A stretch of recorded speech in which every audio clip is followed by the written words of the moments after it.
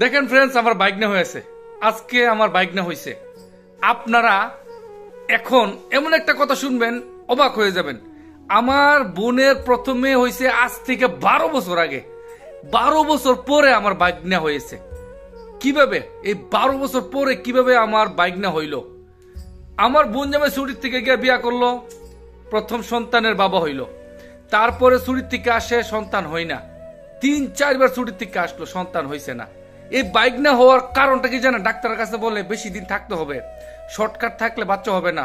আবার আমার বোন জামাইয়ের একটু সুগারের সমস্যা আছে, তারপর চিকিৎসকের সুগার কন্ট্রোল নিছে। আমার বোন জামাই একটা বুদ্ধির কাজ করছে। এটা কি, আমার বোনের বিদেশ নিয়ে গেছে।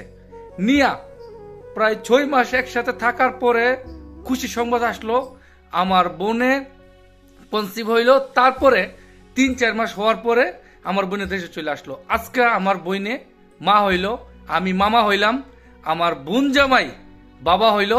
আমরা সবাই একটা খুশি সংবাদ পাইলাম, ছেলে হইল, ছেলের নাম রাখা হইল ইব্রাহিম।